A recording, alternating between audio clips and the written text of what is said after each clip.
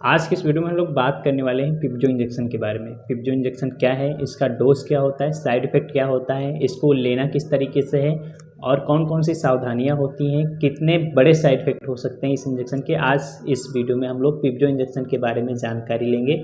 तो चलिए बिना देर किए हुए वीडियो को स्टार्ट करते हैं।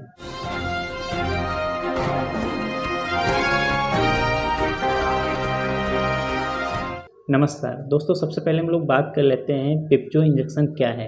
दोस्तों ये एक एंटीबायोटिक इंजेक्शन है। ये किसी भी तरीके के बैक्टीरिया को मारने के लिए सक्षम होता है। दोस्तों अगर बात करें इसके अंदर क्या कंटेंट होता है, तो इसके अंदर पिप्रासिलिन टाइजोबैक्टम होता है।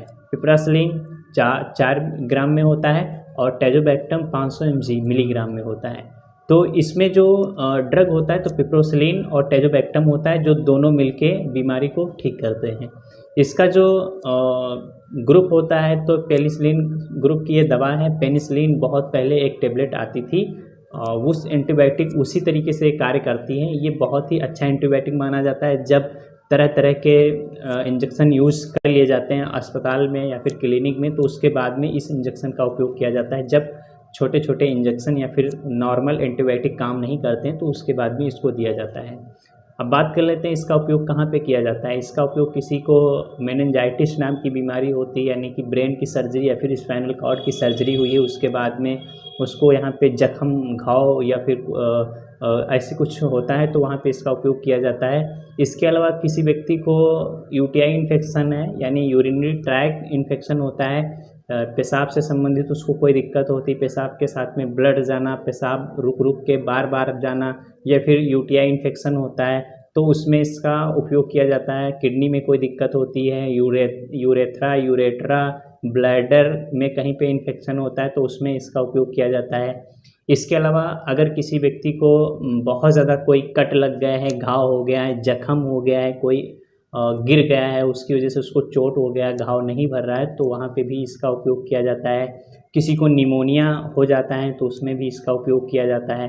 अपर रिस्पायरेटरी सिस्टम में भी इसका उपयोग होता है। मतलब ये थोड़ा बड़ा एंटीबायोटिक होता है। इसका उपयोग केवल अस्पताल और क्लिनिक में ही होता है। घर पे इसका उपयोग नहीं करें, नहीं तो फिर खतरा हो सकता है।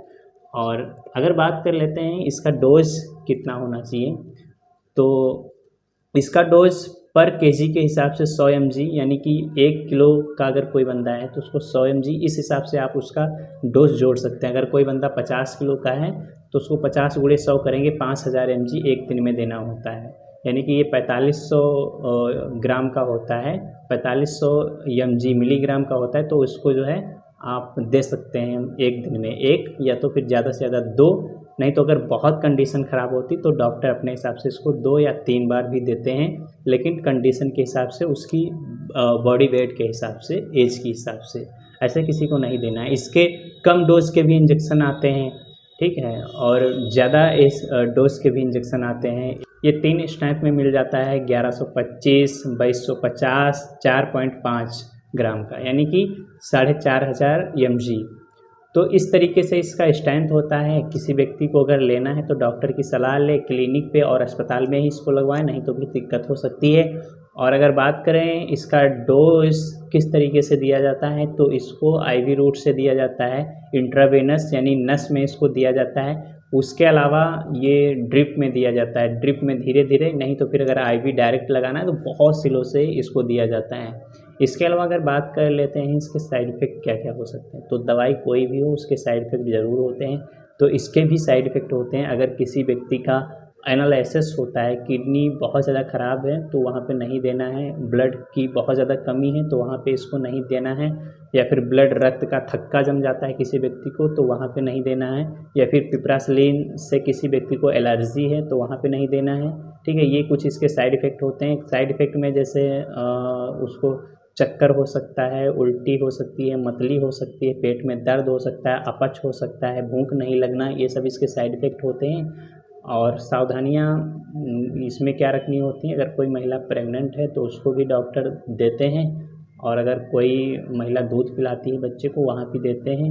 और इसके साथ में अल्कोहल नहीं लेना होता है, और अगर किडनी बहुत ज़्यादा ख़राब है तो नहीं लेना होता है। लीवर में अगर दिक्कत है तो वहाँ पे इसको दिया जा सकता है। और अगर इसका उपयोग करना है तो अपने डॉक्टर की सलाह ज़रूर लें, ताकि इसके साइड इफ़ेक्ट आपको ना हो और किसी तरीके की आपको कोई दिक्कत ना हो। जय हिंद।